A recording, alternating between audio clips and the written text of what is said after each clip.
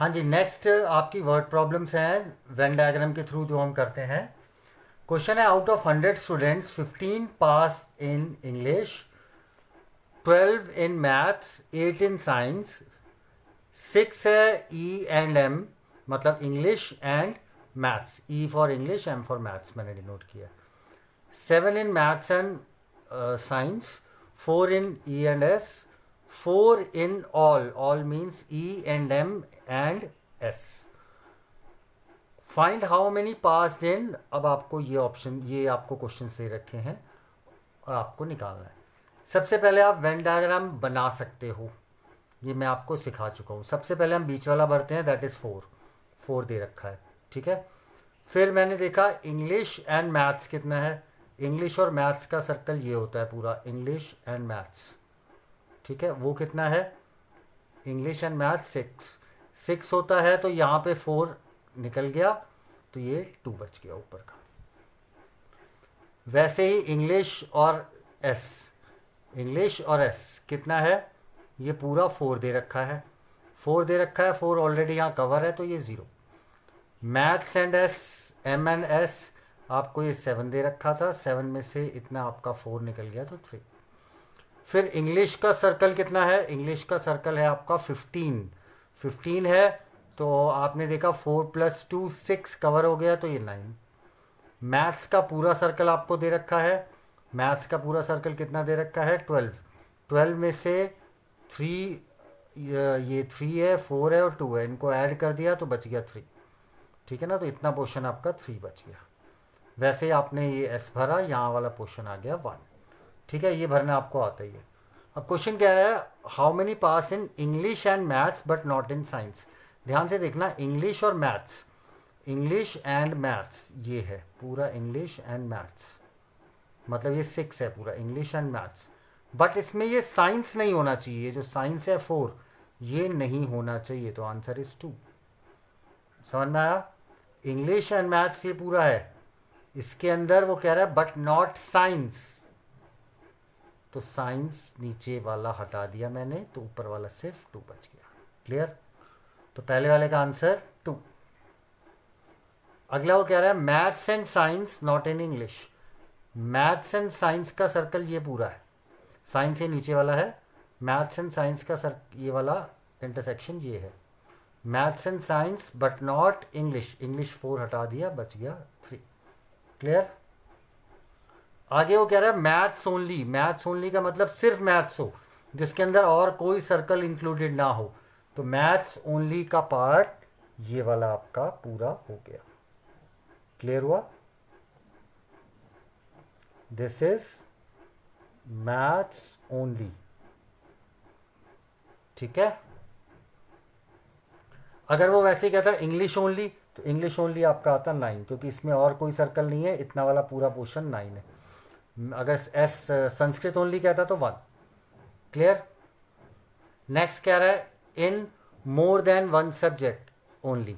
मोर than 1 subject का मतलब क्या होता है, ध्यान से देखो, more than 1 subject, more than 1 subject का मतलब क्या हुआ, मोर देन 1 सब्जेक्ट मीन्स 2 और 3। मोर देन 1 मतलब एक नहीं होना चाहिए, एक से ज़्यादा, मतलब 2 वाले भी चलेंगे, 3 वाले भी चलेंगे। तो 2 वाले कौन कौन से हैं, जो 2 सब्जेक्ट में पास हुए, 2 वाले ये हैं, ये 2 है, 3 है और 0 है। देखो ये 2 वाला जो है, ये 2, ये इंग्लिश और मैथ्स है, अब इसमें संस्कृत नहीं है, तो सिर्फ इंग्लिश और मैथ्स में जो पास हुए हैं वो 2 है। वैसे ही 0 है, 0 क्या है, इंग्लिश और संस्कृत में जो पास हुए हैं वो 0 है। वैसे मैथ्स और संस्कृत ये 3 है, ठीक है।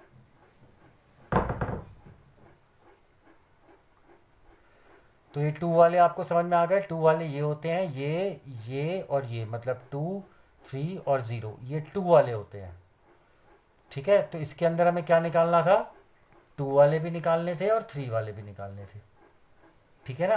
तो 2 वाले तो आपको समझ में आ गया, और 3 वाले कितने हैं, 4। 3 वाले मतलब जो बीच का होता है, जिसमें तीनों पोर्शन इंक्लूडेड होते हैं, ठीक है। तो 2 वाले 2 + 0 + ये 5 हो गया, और 3 वाले 4 हैं, तो 5 + 4 9। मतलब मोर देन 1 का मतलब क्या हो गया, 2 वाले भी चलेंगे, 3 वाले भी चलेंगे। 2 वाले आपको क्लियर हो गए कौन कौन से थे, 2 वाले ये वाले थे और 3 वाला 4 था, मतलब 2 + 3 + 0 + 4। ठीक है। नेक्स्ट है, in a class of 60 students 25 play cricket, 20 tennis and 10 both. Find the number of students who play neither. मतलब हमें ऐसे बंदे निकालने हैं, ऐसे स्टूडेंट्स निकालने हैं जो कोई भी स्पोर्ट्स नहीं खेल रहे। तो सिर्फ इसमें दो आएंगे, सी और टी। बीच का 10 दे रखा है आपको, बोथ वाला।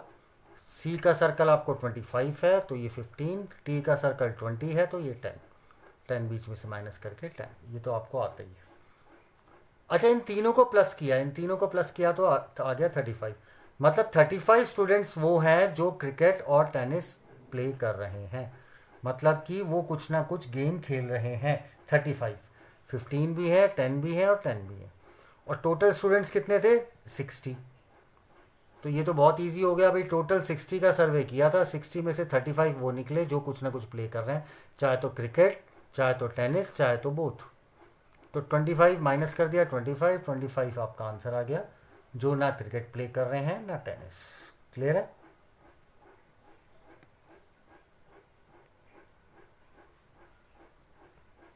नेक्स्ट है, in a survey of 200 students 120 maths. ये सारा डेटा दे रखा है आपको।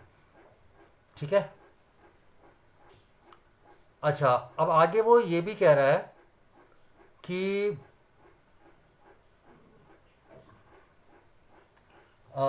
क्वेश्चन है, find number of students who study all. अच्छा ठीक है, ये उसने क्या दिया। एक चीज़ इसमें बोली है 20 नन। 20 नन का मतलब 20 ऐसे स्टूडेंट्स हैं जो कुछ भी नहीं पढ़ रहे, ना फिजिक्स, ना केमिस्ट्री, ना मैथ्स। ठीक है। 20 ऐसे स्टूडेंट्स हैं जो कुछ भी नहीं पढ़ रहे, ना फिजिक्स, ना केमिस्ट्री, ना मैथ्स। ठीक है। सर्वे कितना था? 200 का। तो इसका मतलब यूनियन कितना हो गया? यूनियन कितना हो गया? यूनियन होता है टोटल मिला के सारे। टोटल मिला के सारे तो 200 है, ठीक है, लेकिन 20 तो ऐसे हैं ना जो कुछ भी नहीं कर रहे, कुछ भी नहीं पढ़ रहे। तो इसका मतलब यूनियन हो गया 180। समझ में आ गया? M union P union C is 180, क्योंकि 20 स्टूडेंट्स तो आपके इसके अंदर ला ही नहीं कर रहे, क्योंकि 20 कुछ भी नहीं पढ़ रहे, ना फिजिक्स, ना केमिस्ट्री, ना मैथ्स, मतलब उनका कोई मतलब नहीं है। तो यूनियन का मतलब क्या होता है? यूनियन का मतलब टोटल ज़रूर होता है, लेकिन टोटल में कुछ ये सारे एलिमेंट्स होने चाहिए, चाहे फिजिक्स हो, चाहे मैथ्स हो, चाहे केमिस्ट्री हो, सब मिला के होता है। ठीक है ना? ये नहीं कि कोई कुछ कर ही नहीं रहा तो उसको भी हम यूनियन में डाल दें, ऐसा नहीं होता।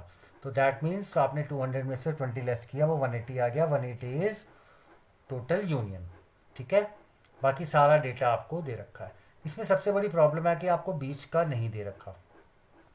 अगर मैं वेन डायग्राम के थ्रू जाऊं तो बीच का नहीं दे रखा।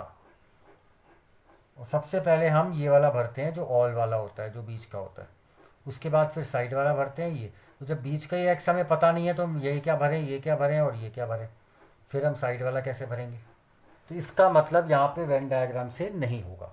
हालांकि मैं वेन डायग्राम से भी करके आपको बता सकता हूँ, लेकिन वो थोड़ा सा कॉम्प्लिकेटेड हो जाएगा। ठीक है ना?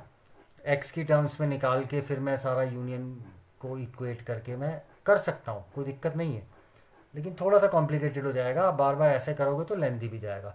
आपके पास डायरेक्टली एक फॉर्मूला आपको पता ही है, ये वाला M union P union C, ये मैंने लगा दिया NM + NP + NC minus intersections plus C। ये वाला फॉर्मूला मैंने एक क्वेश्चन में कराया था, बहुत इंपॉर्टेंट फॉर्मूला। इसमें यूनियन पता है, NM मतलब मैथ्स के पता है 120, वो दे रखे हैं सारे।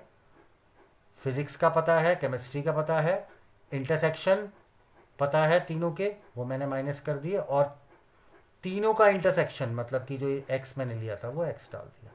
यहाँ से एक्स की वैल्यू आ गई 20। और यही मुझे निकालना था कि find the number of students who study all. यहाँ तक क्लियर? ठीक है।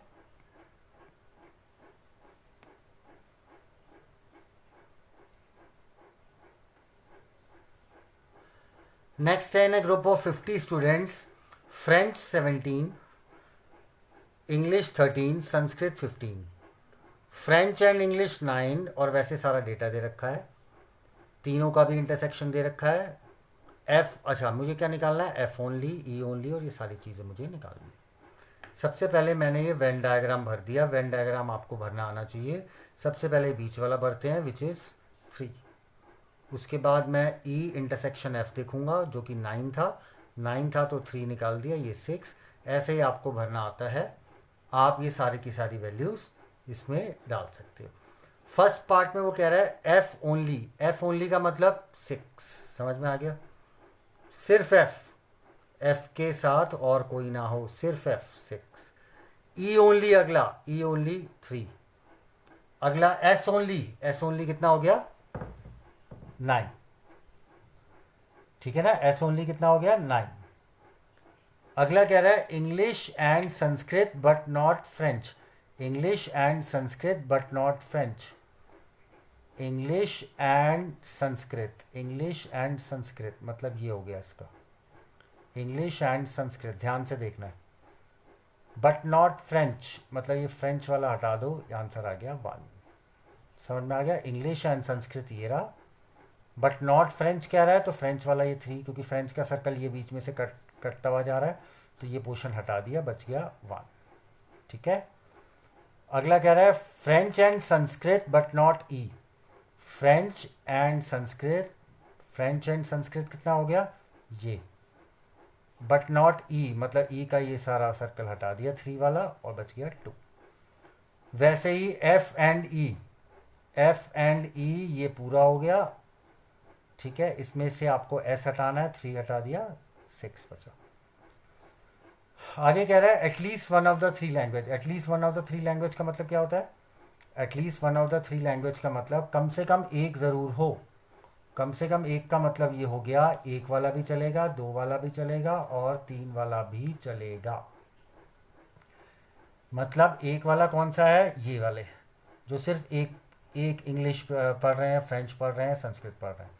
मतलब 3 + 6 + 9, ये 2 वाले हैं। मैंने आपको सिखाया था 6, 1 और 2, ये 2 वाले हैं। 3 तीनों वाले हैं, ऑल जो होता है 3। तो इन मतलब इन सबको आपको ऐड करना है, ध्यान रखना। और एटलीस्ट वन आप यूनियन के केस में भी यूज़ करते हो, ध्यान रखना। जब भी यूनियन पूछा जाए तो वो एटलीस्ट वन भी होता है। एटलीस्ट वन का मतलब 1 वाले भी, 2 वाले भी, 3 वाले भी, तो सबको ऐड कर दो, वो आपका आ जाएगा। और सबको ऐड करने पे यूनियन भी आता है, ठीक है ना। तो यूनियन और एटलीस्ट वन एक ही चीज़ है। तो एटलीस्ट वन में आपको सबको ऐड कर देना है, 1 वाले को, 2 वाले को और 3 वाले को। और आगे वो कह रहा है none of the 3। None of the 3 of them का मतलब ये है कि टोटल कितने थे 50, टोटल स्टूडेंट्स थे 50। और ये जब मैंने सारे ऐड करे, ये सारे के सारे ऐड करे, ऐड करने पे कितना आ गया, ऐड करने पे आ गया 30। ऐड करने पे आ गया 30, ये सारा ऐड करने पे 30 आ गया। मतलब 30 आपका यूनियन है। मतलब 30 वो स्टूडेंट्स हैं जो या तो फ्रेंच पढ़ रहे हैं, या इंग्लिश पढ़ रहे हैं, संस्कृत पढ़ रहे हैं, ठीक है ना। मतलब ये 30 स्टूडेंट्स कुछ ना कुछ पढ़ रहे हैं और टोटल थे 50। तो इसका मतलब 50 - 30 20, मतलब 20 आपके वो स्टूडेंट्स हैं जो कुछ भी नहीं पढ़ रहे। और यही इसने पूछा था कि हु स्टडी नन। नन मतलब कुछ भी नहीं पढ़ रहे। तो आपने टोटल में से 30 माइनस कर दिया which is equal to 20। Clear है, ठीक है।